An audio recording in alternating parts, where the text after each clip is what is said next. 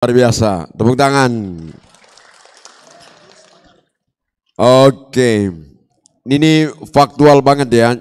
Tapi sebelumnya saya mau mengatakan seperti di awal tadi bahwa tidak semua pertanyaan ini dapat dijawab dalam waktu 1 jam karena begitu banyak.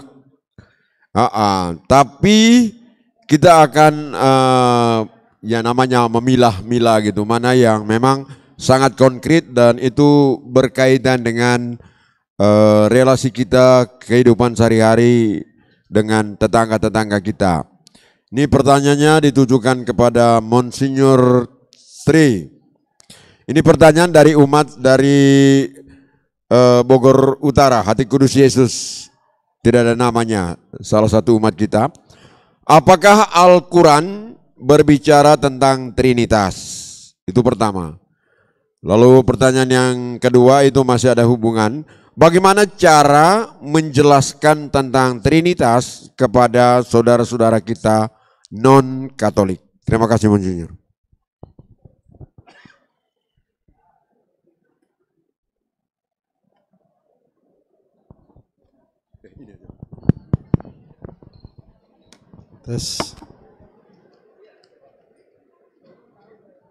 Justru saya tidak mau berbicara, saya tidak berkompeten untuk itu. Hanya saya memberitahu, justru ditolak Trinitas itu. Yang benar itu kalau bagi mereka dan mengatakan bahwa Muhammad itu adalah hebat, perjuangan monoteisme mutlak tunggal beliau perjuangkan. Jadi Allah Esa namanya Tauhid. Jadi tidak mengenal yang namanya Tritunggal, bahkan tidak ada sama sekali untuk di sana. Jadi kita nggak perlu membicarakan itu. Lalu yang selanjutnya bagaimana menerangkan tadi yang sebetulnya jawaban-jawaban yang terakhir tadi. Kristus medium utama itu paling nomor 1 kalau mau menjawab. Jadi Kristus itulah yang menjadi pusat dari semuanya Tritunggal, pusat dari semua keimanan dan seterusnya. Kalau kita bisa menjawab itu, dan Kristus bagi kita bukan seorang nabi, tapi adalah benar-benar dia Allah dan manusia yang memang hanya itu yang bisa sekira kita sampaikan, dan nggak perlu harus menerangkan seperti apa tadi 3 tapi 1, 1 tapi 3 dan seterusnya, apalagi dengan cara-cara tertentu. Saya kira mereka bisa menangkap, dan kita tahu banyak orang Islam yang baik, yang paham, mereka pun tidak pernah ngurusi Tritunggal. Biasanya nggak paham-paham ini. Dan mereka tahu sama dengan dialog kepada kita semua. Kalau saya punya teman dekat banyak sekali, entah itu ulama, kiai, ustadz, ataupun Habib. Saya punya apalagi di Pekalongan Habib Lufti, nggak pernah ngurusi Tritunggal. Dia benar-benar menghormati sekali, begitu juga saya saling menghormati satu dengan yang lain. Kebanyakan yang Islam pun tidak ngomongin itu. Terima kasih. Satu orang satu pertanyaan. Ya, terima kasih kepada Yang Mulia Monsinyur Tri. Dan sekarang kita ke Monsinyur Paskalis. Pertanyaan dari Marcelina. Mohon dijelaskan peran masing-masing pribadi dalam Trinitas dikaitkan dengan soteriologi Alkitabiah atau dari segi sejarah keselamatan. Monggo Monsinyur. Ya baik, terima kasih. Kita tadi bertitik tolak dari iman kita akan Allah Tritunggal yang mempunyai rancangan besar dan sekaligus juga melaksanakannya dalam artian menyelamatkan kita manusia ini. Dari karya besar Allah, selain karya menciptakan, ada juga karya menyelamatkan dan kemudian karya pemeliharaan kita. Yang dikaitkan dengan pertanyaan tadi kan soteriologi, sebenarnya itu berkaitan dengan karya penyelamatan. Nah, tentu saja dalam konteks karya penyelamatan ini ketiga-tiganya itu berperan penting. Dalam artian memang rancangannya itu mereka rancang bersama, dan yang melaksanakannya dalam dunia ini sebagai puncak karya kepenyelamatan itu dalam diri pribadi Yesus Kristus. Tentu seperti tadi kita katakan bahwa dia melaksanakan itu semua dalam kerjasama dengan Bapa dan Roh Kudus. Jadi karya penyelamatan itu dilaksanakan oleh ketiga pribadi itu dengan perannya masing-masing. Bahwa Allah merancang bersama dengan Kristus dan Roh Kudus, kemudian melakukannya, melaksanakannya dalam dunia ini secara nyata melalui pribadi kedua itu, dan tentu dalam melaksanakan karya penyelamatan itu di dunia ini, Yesus tidak berjalan sendirian. Seperti tadi kita jelaskan dalam kitab suci, ya Yesus selalu mengatakan aku dan Bapa itu satu adanya. Tatkala dia dipersoalkan oleh orang-orang Farisi kan, nah dia itu semua dalam konteks karya dia menyelamatkan ini. Dan dia melaksanakannya sekali lagi itu tadi dalam kesatuan dengan Bapa dan Roh Kudus. Roh Kudus membantu secara istimewa dalam melaksanakan karya penyelamatan itu sejalan dengan kehidupan Yesus itu sendiri. Kalau tadi kan saya ambil satu kutipan tatkala Yesus dibaptis di Sungai Yordan kan, itu Allah Bapa itu mengatakan, inilah putra yang terkasih, dan tampaklah Roh Kudus itu juga muncul di sana. Jadi sebenarnya dengan perannya masing-masing mereka melaksanakan karya penyelamatan. Karya Allah menyelamatkan kita dengan perannya masing-masing, tetapi dalam kesatuan. Jadi dalam kesatuan rencana besar menyelamatkan dunia ini dan menyelamatkan kita. Saya kira cukup jelas ya. Terima kasih Monsinyur. Ini ditujukan kepada Yang Mulia Monsinyur Tri. Ini dari Denny Selanto. Sejak kapan Trinitas muncul dan menjadi salah satu sisi dalam penguatan iman Katolik?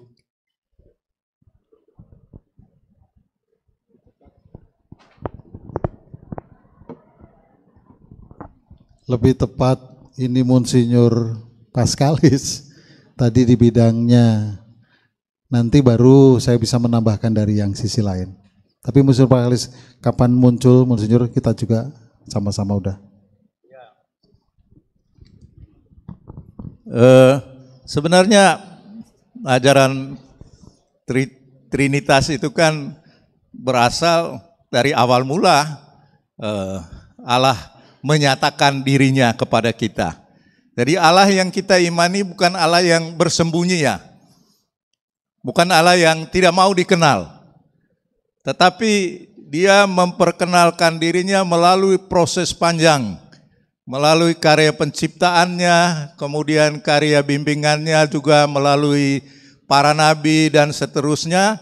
Sampai puncaknya dia mengutus dirinya sendiri dalam diri putranya Yesus Kristus itu sebagai Allah yang melaksanakan karya penyelamatan itu. Dan sebenarnya iman kita akan Allah Tritunggal itu ya dari awal mula kita mengenal Allah itu.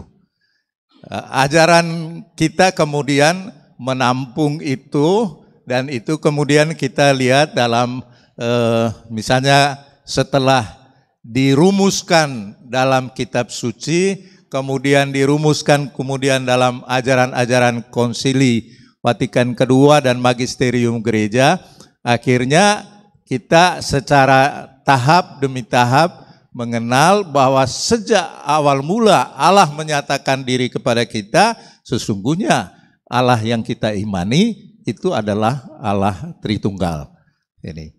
Jadi bukan dalam artian setelah sejarah kita baru memahami tentang Allah itu, baru saat itulah ajaran tentang Trinitas itu dinyatakan. Tetapi diri Allah itu adalah Allah Tritunggal. Hanya kemudian kita seperti tadi dengan akal budi kita mau memahami lebih lanjut dengan melihat pengalaman orang-orang pertama. Yesus Kristus itu sudah menyatakan kepada kita bahwa dia menjalankan dan dia adalah Allah yang menjadi manusia dan dia melaksanakan karya penyelamatannya bersama Bapa dan Roh Kudus. Jadi kalau tadi kan dipisahkan antara sumber terpercaya kita ya untuk iman akan Allah Tritunggal itu ada kitab suci, ada tradisi dan magisterium gereja. Ini kan kerangka berpikir kita supaya kita memahami sebenarnya dari awal mula Allah menyatakan dirinya sebagai Allah Tritunggal. Mungkin Monsinyur bisa tambah. Ya, saya tambahkan sedikit. Yang disampaikan Bapak Uskup tepat sekali, sebetulnya dari awal Allah memperkenalkan kepada kita, lalu mulai dirumuskan baru memang itu ada konsili. Kenapa ada pendapat-pendapat yang berbeda? Tadi saya sampaikan ada Arianisme, Nestorianisme. Nah, baru muncul itu Konsili Nicea I itu tahun 325. Itu baru mulai di ngelawan yang bid'ah, ngelawan yang disebut skisma yang nggak benar, baru Gereja Katolik lebih mempertegas lagi. Tapi tadi Allah memperkenalkan diri sebagai 3 pribadi tadi, memang dari awal sejarah sudah membuka diri. Hanya bagaimana merumuskannya, Gereja Katolik baru 325 Nicea I, yaitu berbicara soal Tritunggal Maha Kudus. Terima kasih. Terima kasih Monsinyur. Baik, pertanyaan berikutnya ini berkaitan dengan pengalaman konkret teman kita, seorang guru yang mengajar di sekolah yang bukan sekolah Katolik. Pertanyaan yang paling pokok di sini, mohon berikan contoh sikap kepada sesama teman seprofesi, maksudnya guru, ketika mereka selalu beranggapan bahwa Tuhannya orang Kristen itu diperanak atau memperanak, dan orang Kristen itu percaya kepada Allah Bapa, Allah Putra, dan Allah Roh Kudus. Sikap kita sebaiknya bagaimana, Monsinyur?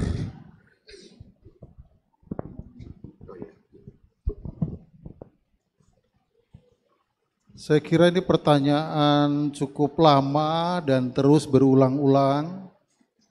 Saya kira ini harusnya memang bisa kita tanggapi dengan sangat baik, positif. Kan tadi saya sampaikan, kita mau nggak mau harusnya paham. Sudah sekian lama, nomor 1 tadi tentang Allah, nomor 2 tentang utusan, nomor 3 tentang kitab suci. Jadi kalau ini satu rangkaian penuh, kalau di kita berbicara soal Tritunggal, kembali lagi tadi saya pengen menyampaikan bagaimana sebetulnya sejauh kita mengenal Kristus. Kalau kita mengenal Kristus sungguh dalam, kita percaya itu dan semua, lalu kita juga memperkenalkan kitab suci yang kita pakai, kita berbicara untuk menerangkan kepada mereka, ya sampaikan saja. Seandainya mereka tidak sependapat, tidak ini dan sebagainya, tidak masalah. Tapi paling tidak kita bisa mengungkapkan, kita percaya satu Tuhan. Buktinya tadi, aku percaya pun dalam doa luar biasa di gereja, terutama dalam Ekaristi, terutama juga dalam syahadat di Ekaristi, ditegaskan kok. Siapa yang bilang itu? 3. Jadi percaya satu. Lalu karena Kristus itu sendiri juga yang menjadi contoh teladan yang utama dan pertama dan unggul, maka karena kebanyakan orang tidak mengenal lalu bertanya, dijawab saja.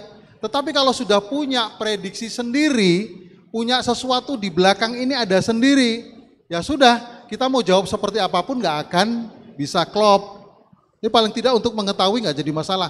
Tapi untuk kembali kita mau bersahabat, mau bersaudara, mau berdialog satu dengan yang lainnya, paling tidak kita sebagai pengikut Kristus, mau nggak mau hidup seperti pengikut Kristus. Ambil contoh, pejabat-pejabat di pemerintahan yang luar biasa dulu, menteri-menteri, di bagian yang sulit-sulit, yang susah-susah, bagian keuangan yang soal jujur dan tidak jujur.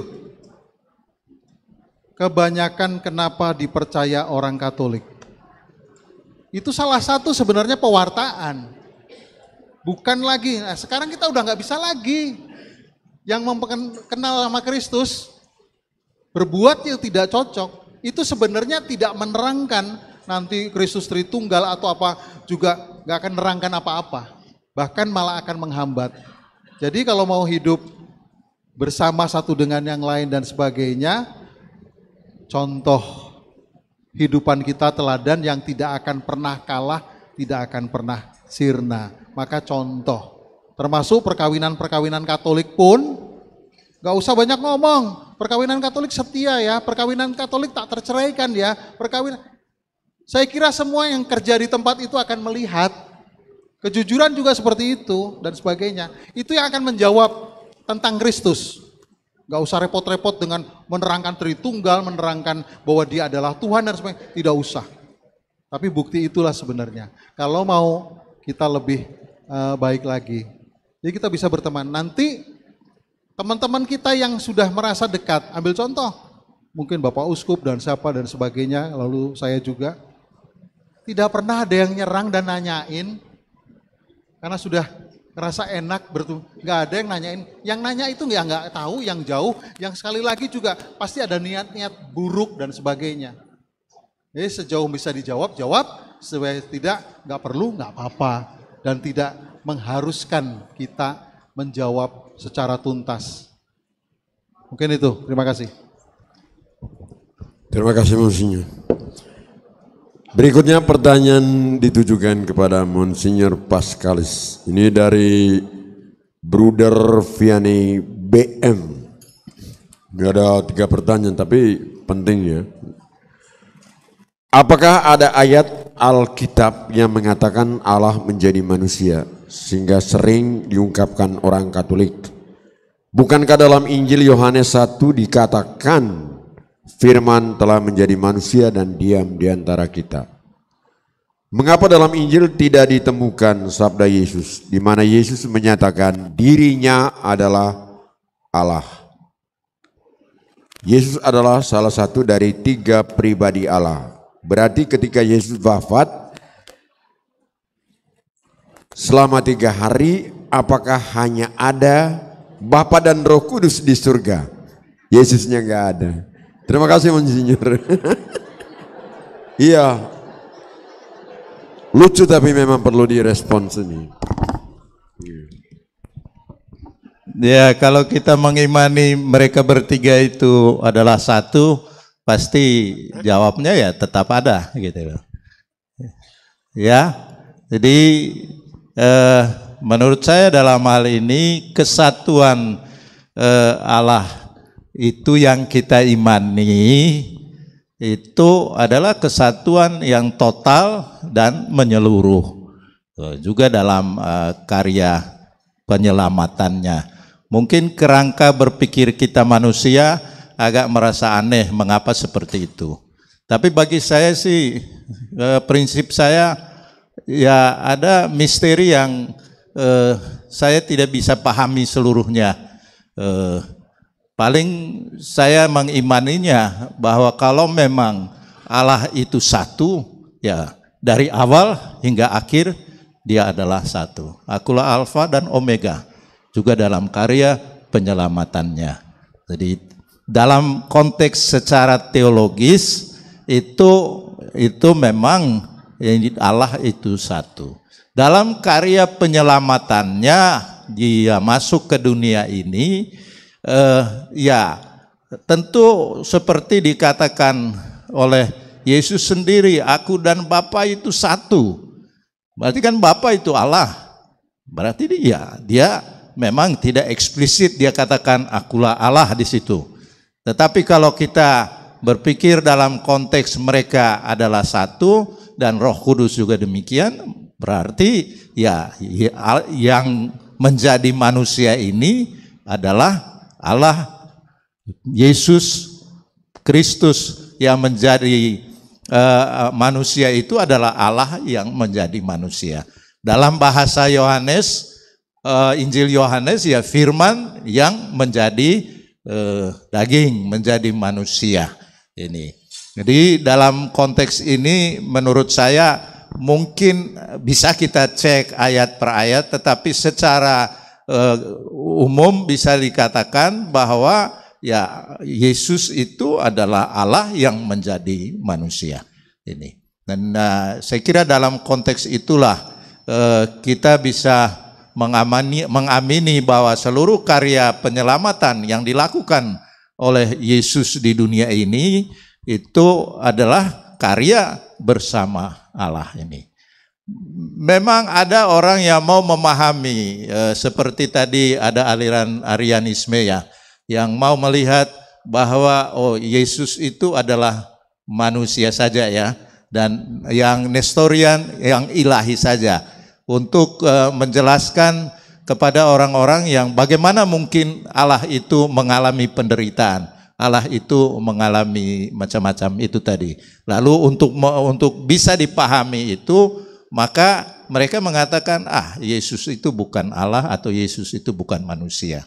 Tetapi bukan itu ajaran gereja Katolik berdasarkan kitab suci. Kalau kita pelajari, dan seperti tadi saya katakan, sumber iman kita akan Yesus Kristus bukan pandangan teolog tertentu atau bukan pandangan tokoh iman. Mungkin orang itu orang suci, tetapi bisa jadi juga mengalami cara pandang yang tidak sejalan dengan apa yang diwahyukan oleh Allah sendiri dalam kitab suci ini. Maka dalam arti tertentu ya saya bisa mengatakan memang tidak dikatakan jelas di sana itu, tetapi pengakuan Petrus misalnya, engkaulah putra Allah yang maha tinggi, tatkala ditanyakan siapakah aku ini gitu. Jadi memang pengakuan dari orang lain. Demikian juga tatkala dia disalibkan, panglima tentara itu mengakui sungguh dia ini putra Allah yang maha tinggi. Jadi kalau bisa dari teks-teks itu ya kita bisa melihat bahwa Yesus sendiri adalah Allah yang pribadi yang kedua yang menjadi manusia untuk melaksanakan karya penyelamatannya. Saya tambahkan untuk Bruder kalau punya yang namanya sari dari kitab suci, apa namanya ya Monsinyur ya, saya lupa. Kalau buka satu kata langsung dapat semua, buka satu kata dapat semua. Saya punya itu yang Al-Quran. Buka satu kata tentang Ahmad, begitu nanti keluar banyak kata yang luar biasa. Itu apa namanya? Konkordasi. Kalau punya konkordasi nanti bisa dibaca, di situ banyak sekali. Tetapi tadi yang disampaikan Monsinyur Paskaris saya kira luar biasa. Sesuatu yang eksplisit belum tentu eksplisit. Yang tertulis di situ jangan sekali lagi kita sama dengan yang lain. Kalau nggak ada tertulis di situ, artinya nggak ada pesan, nggak ada juga suatu himbauan dan sebagainya. Jangan-jangan isinya implisit. Kadangkala yang implisit lebih jelas daripada yang eksplisit. Tentang ketuhanan Kristus yang implisit, yang dia sebagai pelayan itu malah mengangkat ketuhanannya tinggi sekali. Dibandingkan kalau hanya dia mengatakan saya Allah. Jadi hanya membutuhkan kata itu, padahal isinya nanti gak ada. Lebih baik yang mana? Sekarang saya menilai Kristus itu Tuhan dari dirinya atau dari kita. Jadi kalau ada orang yang mengatakan saya suci, saya hebat, saya adalah ini, saya adalah ini, saya adalah nabi dan sebagainya. Kalau dia yang ngomong banyak bohongnya. Tapi kalau orang lain yang ngomong nilainya tinggi, di situ yang sebetulnya implisit dan eksplisit. Maka kitab suci kita, kalau mau tahu, kitab suci kita itu buatan Allah sungguh loh. Kalau mau tahu. Kenapa? Isinya, ajarannya ilahi. Bukan hanya mata ganti mata, gigi ganti gigi, hanya ajaran manusia kalau mau tahu. Itu implisit. Kalau maunya eksplisit, tertulis bener, apalagi maaf ya, ada keyakinan Kristiani yang kadang-kala di kitab suci nggak ada kok. Ngapain pastor nggak kawin? Ajaran di kitab suci juga nggak mengajarkan untuk tidak nikah dan sebagainya. Kalau Yesus tidak menikah itu karena bukan tidak menikah, karena nggak sempat. 33 tahun meninggal. Saya kira, maaf, jangan terlalu sepele. Oh, luar biasa kitab suci kita kalau mau dibaca, sungguh itu bukan buatan manusia.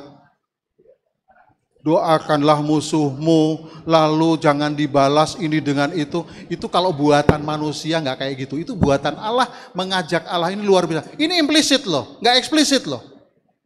Maka belajarlah untuk itu. Banyak orang yang kadang-kala nilai unggul. Kitab suci kita unggul dari yang unggul. Nah, kalau dibaca tiap ini, ada yang unggul dari yang unggul, yang manusia tidak mudah untuk menjalankannya. Terutama puncak yang terakhir adalah pengampunan dosa. Hanya Allah yang sungguh total, penuh mengampuni kesalahan kita, menyelamatkan, memberi tempat yang baik. Kalau kita seperti itu, berarti kita sudah mengikuti teladan Kristus. Terima kasih. Selamat siang, selamat pagi, selamat malam. Salam Trinitas, Bapa, Putra, dan Roh Kudus. Amin, amin, amin. Mantap. Boleh dong tepuk tangan sekali lagi. Saya rasa makin sore makin panas, makin hangat, dan makin kenyang. Ya, dengan penjelasan. Di belakang saya lihat hanya setuju-setuju saja. Ya. Oke, kita lanjut. Saya rasa ini berkaitan dengan awalnya kitab suci itu dan butuh penafsiran kali ya. Ini pertanyaan dari Ibu Vero dari Depok. Kayaknya ini lingkungan Antonius. Apakah roh yang dibahas di dalam kitab Kejadian bab 1 ayat 2 itu benar Roh Kudus atau bukan? Karena di sana kan ada roh Allah yang melayang-layang di atas permukaan air. Sebenarnya jelas, tetapi mungkin lebih pada maknanya. Ini ditujukan kepada Monsinyur Tri. Iya. Monggo Monsinyur. Ini aja Monsinyur. Dengaran loh. Oh, iya. Jawabannya hanya benar atau tidak? Iya. Menurut Ibu sendiri gimana? Satu, yang kedua, keimanan kita, maaf nih. Wah, ini kita dipertentangkan dengan maaf sekali lagi. Saya selalu belajar untuk ini. Sekarang saya tanya, Adam dan Hawa ada atau enggak? Kalau sampai mengatakan bagaimana dengan roh dan seterusnya. Sebentar. Adam dan Hawa adalah simbol manusia pertama. Pribadinya seperti apa nggak ada yang tahu. Ini adalah yang ditulis Kejadian, Keluaran, Imamat, Bilangan, Ulangan. Itu adalah Pentateuch atau yang disebut juga dengan Kitab 5 Taurat Musa. Yang nulis siapa? Musa plus orang lain. Nulisnya kapan? Sudah beribu-ribu tahun sesudahnya mengimani bagaimana Allah menciptakan. Sekarang menjadi pertanyaan, sekali lagi dibenturkan. Adam dan Hawa punya anak siapa? Oke, Kain dan Habil, ada lagi? Kain dan Habil dulu. Kain dan Habil. Ini laki-laki dua-duanya kan? Kain siapa? Habil siapa? Ini tawan baca kitab suci atau enggak? Kain dan Habil adalah, kalau Kain adalah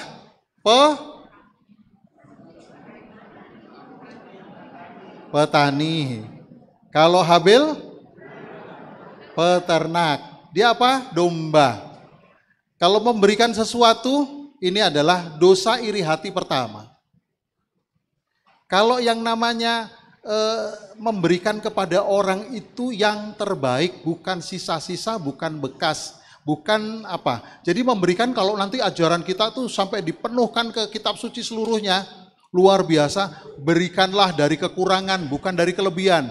Nanti nyambung terus tuh. Janda di Sarfat, janda miskin yang di perjanjian baru dan sebagainya. Memberikan yang terbaik, apalagi yang minta Allah. Berikan yang terbaik, makanya si Habel memberikan dombanya yang paling gemuk, yang paling sehat, yang paling bagus, mempersembahkan ukupannya diangkat ke bawah ke atas. Sedangkan Kain adalah yang sisa-sisa busuk-busuk yang nggak pakai dan sebagainya, ukupannya tidak nangkat ke atas sehingga nggak diterima. Maka sakit hati iri dibunuhlah Habel. Sekarang saya tanya, Kain nikah dengan siapa?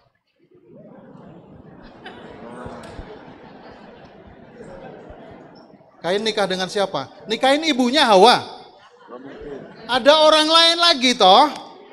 Berarti saya yakin ini keimanan Musa dan keimanan dari orang-orang itu pertama kali diciptakan dan sebagainya. Yakin dengan karena dapat dari Tuhan juga.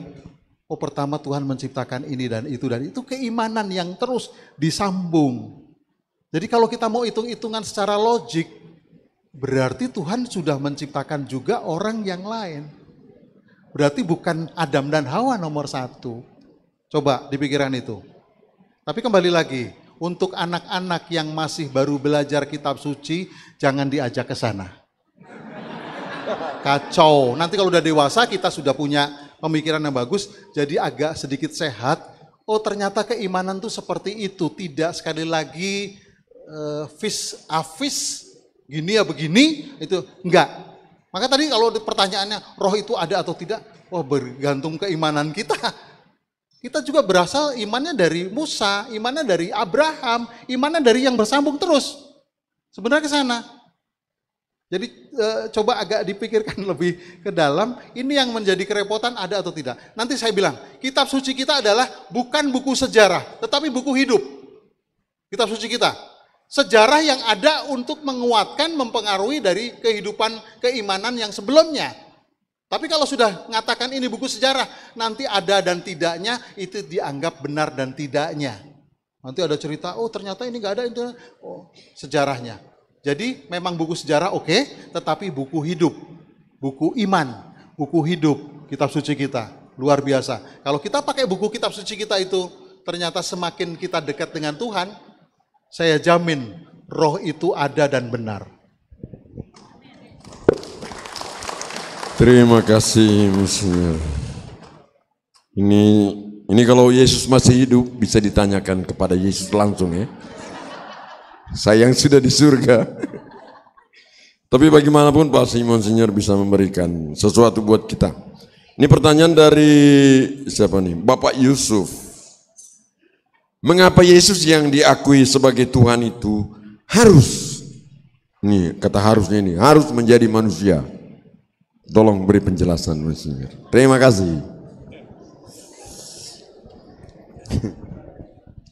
Kenapa harus ya? Iya, harus menjadi manusia. Ya, saya kira dalam hal ini kita mengimani itulah karya Allah. Dan mungkin karya yang luar biasa di mana kita mengimani bahwa ada jalan yang dipilih oleh Allah. Dan jalan itu kalau kita memahami dari sudut kita ya, bahwa yang selalu diajarkan oleh Kristus sendiri dan kemudian oleh gereja sendiri, yang kemudian kan sebelum dia naik ke surga juga dia menjanjikan aku akan menyertai kamu hingga akhir zaman. Dan memang ini janji Allah ini kan bukan janji yang kita katakan janji hampa saja ya. Bahkan dari awal rencana besar Allah itu dia tidak mau meninggalkan kita. Mungkin kita bertanya kenapa Allah mengambil jalan itu? Saya kira kalau mau dipakai akal budi ya, kalau saya memahami itu karena apa? Karena kita manusia ini sudah ya memang dia panggil, dia pilih. Justru karena dia panggil, dia pilih, dia mengambil kita Kita tidak bisa selamat oleh diri kita sendiri. Maka dia mengutus, kan dalam karya penyelamatannya untuk menyadarkan kita manusia ini, itu dia utus macam-macam orang, macam-macam karya untuk menyadari bahwa yang menyelamatkan ialah manusia, ialah Allah itu sendiri. Tapi orang tidak memahami itu sungguh-sungguh sampai dia sendiri akhirnya mengambil jalan bahwa dia menjadi manusia yang katakanlah tadi harus, ya mungkin dari pikiran Allah bahwa ya manusia tidak bisa selamatkan dirinya sendiri. Karena itu saya turun, saya menjadi bersama seperti mereka, tetapi saya adalah Allah. Dan disitulah kita bisa melihat luar biasa Allah yang kita imani itu. Belum tentu orang yang hebat yang mau berjalan bersama kita untuk keluar dari kesulitan kita ini. Jadi konsepnya itu memang kita tidak bisa selamatkan kita sendiri, oleh kita sendiri. Yang bisa menyelamatkan ialah Allah itu sendiri. Maka dia menjadi manusia. Bisa paham itu ya? Jadi untuk memahami ya karya besar Allah ini, bagi saya untuk ukuran manusia kita kan, kalau kita mau menolong orang lain, ya kita harus berjalan bersama dia. Kita tidak bisa hanya perintahkan saja. Tapi kalau sungguh-sungguh mau menyelamatkan, mau menolong, maka saya melakukan suatu tindakan di mana ada kedekatan, katakanlah ini. Tetapi dalam konsep keimanan kita, nah disitulah menurut saya kerendahan hati kita manusia ini, bahwa kita tidak bisa menyelamatkan, kita tidak bisa menjadi manusia baik hanya atas dasar kemauan kita, atas dasar kemampuan kita. Ada keterbatasan kita sebagai manusia. Maka Allah menjadi manusia yang tadi ditanyakan mengapa harus, ya harus dari sudut bahwa Allah melihat orang tidak bisa selamat kalau dia sendiri tidak datang di sana. Dan yang kedua, ada pandangan teologis juga, mengapa Allah itu turun menjadi manusia?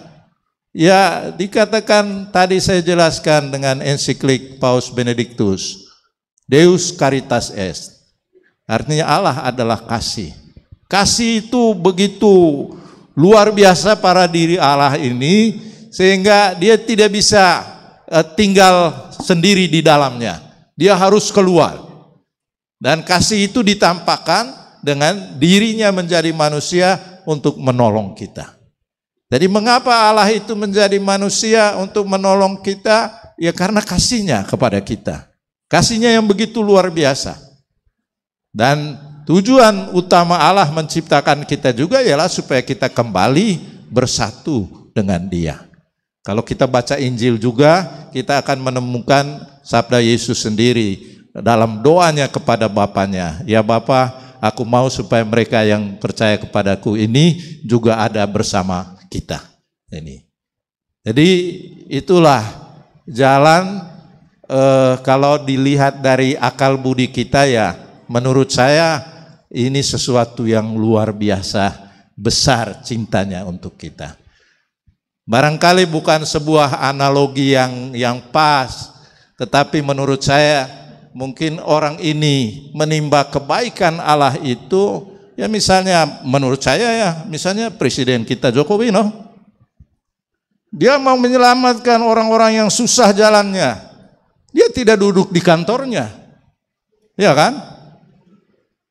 Tapi dia datang ke sana, melihat, dan juga merasakan penderitaannya. Lalu dia punya kekuatan, dia perintahkan menteri-menterinya dan ambil keuangan daripada dikorupsi, kan? Iya kan? Setuju gak? Makanya kalau pemimpin nanti pilih yang baik-baik lah. Iya, orang Katolik itu harus pilih pemimpin yang seperti Allah turun ke dunia. Jangan pilih orang yang hanya karena kasih duit. Ya. Dan lihat apa yang dilakukan orang. Dan itulah yang kita lihat pada diri Allah. Dia tidak omong saya selamatkan kamu, simsalabim. Jadi tidak. Dia ambil keputusan karena besar cintanya, karena dia tahu manusia tidak bisa, saya turun sendiri, saya berjalan bersama dengan mereka. Aku memilih kamu, bukan kamu yang memilih aku. Dalam bahasa yang lainnya. Ini artinya dia berjalan bersama. Maka ya menurut saya ya luar biasa Allah yang kita imani ini. Mudah-mudahan Anda tidak salah. Saya kira kita tidak salah pilih untuk percaya kepadanya. Amin. Terima kasih. Nambah sedikit. Ya, iya. Saya tidak mau berbicara politik. Benar, saya nggak mau bicara politik. Tapi nanti kalau pemilihan presiden, yang melanjutkan Jokowi itulah pilih.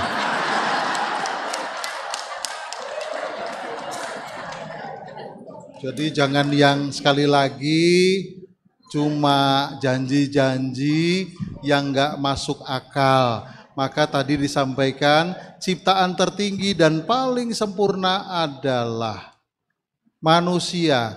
Manusia sudah lari dari Allah, maka Allah pengen menyelamatkan. Yang punya luar biasa kekuatan yang paling hebat tuh bukan Allah tuh maha besar saja, hebat, maha kuasa. Segala-galanya itu semua orang bisa. Tapi masalahnya kalau punya kasih, punya pengampunan, punya pelayanan yang terbukti dalam itulah Allah ini yang dilihat dari segi lainnya. Kalau Allah itu maha semua, nggak mungkin Allah itu kok jadi manusia, nggak mungkin Allah itu kok punya anak, nggak mungkin. Yang tidak dilihat itu sebenarnya diangkat. Maka tadi saya menyampaikan, saya ulangi, yang implisit luar biasa, betul-betul memenangkan. Maka teladan memenangkan. Jadi Allah juga membuat teladan sempurna. Jangan seperti orang Yahudi, katanya pinter. Tapi sekarang masih menunggu di willing wall-nya. Allah belum datang. Masa Allah, sebetulnya mereka percaya Allah akan datang. Di kitab Raja-Raja ada. Allah akan datang, Allah akan datang, Allah akan jadi manusia. Tapi ditunggu-tunggu kok Allah kalah, kok Allah mati. Mereka nggak percaya. Ada banyak yang lain juga seperti itu. Justru disitulah Allah masuk. Allah benar-benar mewartakan kasihnya. Tadi disampaikan Monsieur Pascali, saya kira paling benar. Jangan Allah itu nggak akan ngoceh saja ngomong, tapi dia tidak membuktikan. Dan saya percaya pengampunan Allah, kalau saya jujur, tapi jangan diikuti ya, ini hanya pendapat saya. Allah tidak akan membalas kejahatan kita dengan neraka jahanam.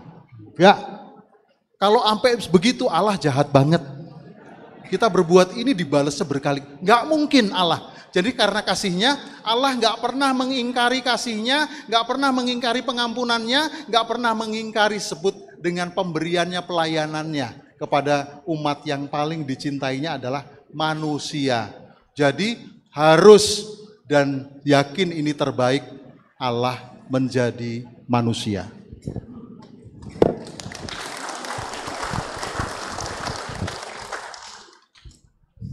Selamat pagi. Selamat siang. Selamat malam. Selamat malam. Iya, terima kasih. Masih hidup.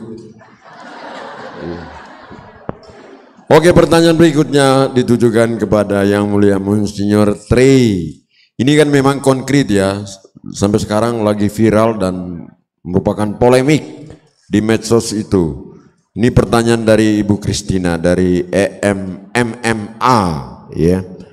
Ini apakah Nabi Isa yang disebut-sebut oleh tetangga itu sama dengan Yesus Kristus? Terima kasih Monsinyur. Diambil positifnya. Kalau pertama-tama kita sudah positif, semuanya akan berjalan baik. Tapi kalau pertama sudah negatif, semuanya akan negatif. Maka ambillah yang positif. kita mengenal, mengimani Kristus yang ada di kitab suci kita. Nomor satu itu. Kalau ada yang lain mengatakan itu adalah ini, monggo, tapi ambil yang baik-baiknya. Simple. Dan kalau mau tahu berapa persen yang baik-baiknya itu sama dengan kitab suci kita. Tapi ada yang tidak, ambil contoh, tidak mati di kayu salib, yang mati Yudas Iskariot. Kita nggak percaya. Hanya 1-2 itu, tetapi Kristus adalah nanti hebat dan sebagainya. Ada semua. Bahkan luar biasa. Yang namanya Maria, yang namanya Yesus Kristus di sana luar biasa dijunjung tinggi. Kita terima baiknya. Bukan kita mau cari-cari yang benar atau enggak benar. Itu benar dan mungkin mirip-mirip. Tapi yang enggak mirip sama sekali, yang sangat beda, yang enggak kita terima. Kita pakai kitab suci yang ada kita kok. Maka tadi saya bilang, seandainya enggak nerima satu tentang kematian saja, sudah enggak sambung keselamatan yang dari Tuhan. Maka kita harus semuanya sambung. Kok ini bisa enggak dipercaya? Kenapa? Ada alasannya. Oh, supaya menggagalkan Tritunggal. Oh, supaya menggagalkan ketuhanan Kristus. Oh, supaya menggagalkan. Jadi Kristus bukan yang terakhir. Kita nggak pusing dengan terakhir atau keberapa.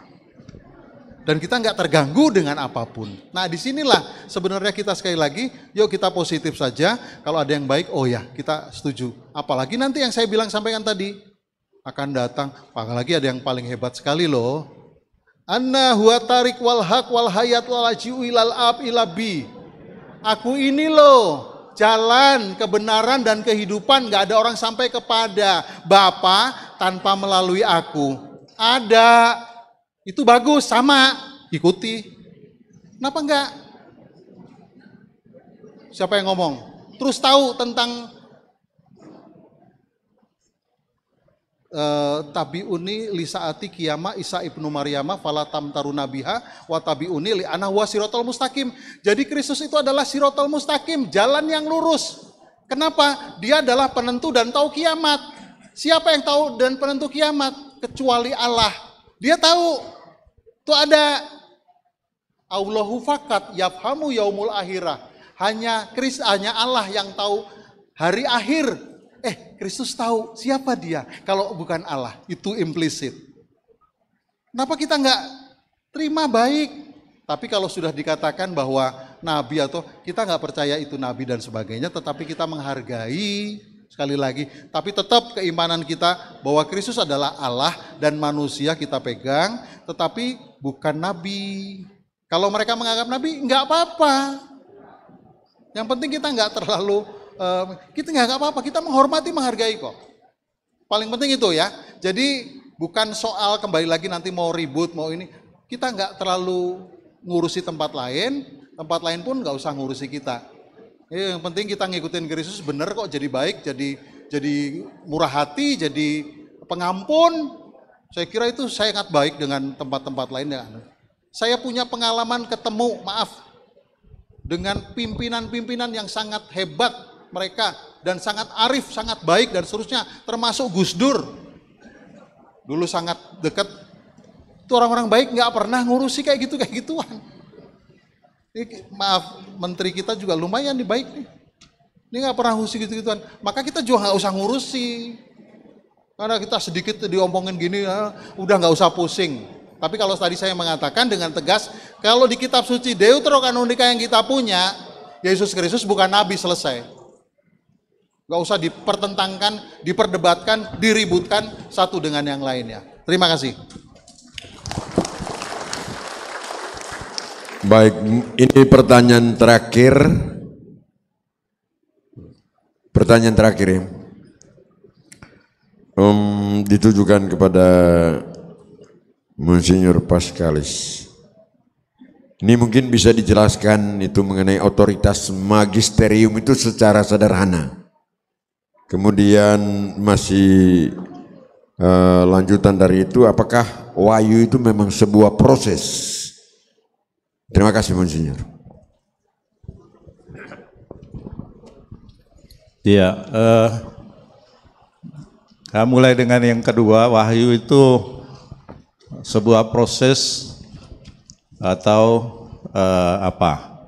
Ya, Saya kira kan yang saya katakan wahyu tadi itu berkaitan dengan Allah menyatakan dirinya, membuat dirinya itu kita kenal, kita pahami, dan Allah memang berinisiatif untuk membuat karya menyelamatkannya itu ditangkap, dipahami, dan kemudian diamini, diimani. Maka beriman berarti kita menerima bahwa apa yang dinyatakan oleh Allah itu sebagai sesuatu yang benar, sesuatu yang baik, sesuatu yang membuat hidup saya juga menjadi semakin baik. Jadi memang dalam hal ini kalau lihat dalam sejarah kitab suci dan sejarah Allah menyatakan dirinya, ya memang melalui proses ini. Sampai proses puncaknya itu ialah dirinya Yesus Kristus itu menjadi manusia. Ini. Jadi ada proses panjang. Juga dalam iman kita ya menerima wahyu Allah itu. Ada yang memang ya didatangi oleh Allah secara luar biasa. Pengalaman Santo Paulus misalnya kan. Itu. Tapi dia kemudian akhirnya perlu waktu juga untuk menerima semua itu. Tapi dia waktu dikatakan oleh Allah, oleh Yesus itu, Saulus, Saulus, mengapa engkau menganiaya aku? Saulus tidak mengerti siapa yang saya aniaya. Tapi Yesus mengatakan kamu menganiaya pengikut dia dan itulah. Jadi kemudian kan Yesus, akhirnya Yesus mengatakan akulah dia ini. Dan dia kemudian menerima itu. Dan pengalaman ini menjadi sesuatu yang meneguhkan perjalanan Paulus selanjutnya.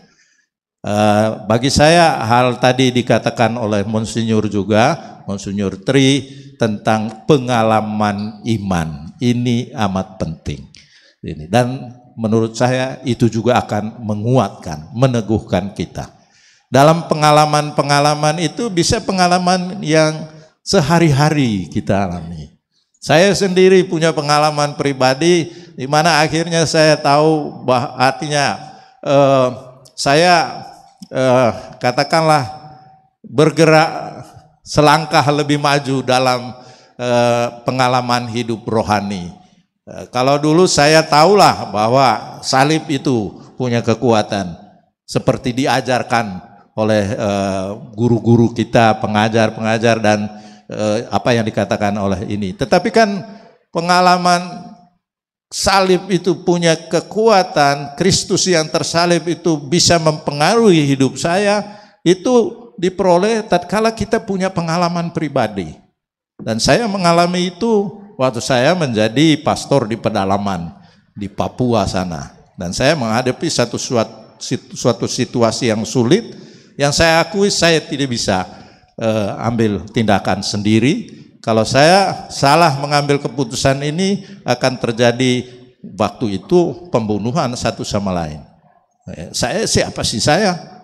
Saya tidak punya kekuatan, saya bukan polisi, saya tidak punya senjata. Dan penanganan kasus waktu itu dikatakan oleh dua keluarga ini, orang lain tidak boleh tahu. Jadi hanya saya dengan dua yang bermusuhan, yang sungguh-sungguh ini. Dan waktu itu saya mengalami, ya kalau saya salah ambil tindakan, ya itu tadi pembunuhan. Kita di pedalaman lagi. Dan waktu itu mereka minta, ya pastor sebagai pastor paroki tolong bantu kami untuk menangani ini. Ya, saya juga tidak bisa lari kan? Masa saya lari sebagai pastor? Nah, sudah saya hadapi. Dan saya tahu, ya disitulah ya pengalaman tadi saya bilang, kebetulan di meja kerja saya ada salib, itu sudah saya ambil salib dan saya berdoa. Itu Tuhan, saya tidak sanggup. Engkau yang lebih kuat. Jadi tolong.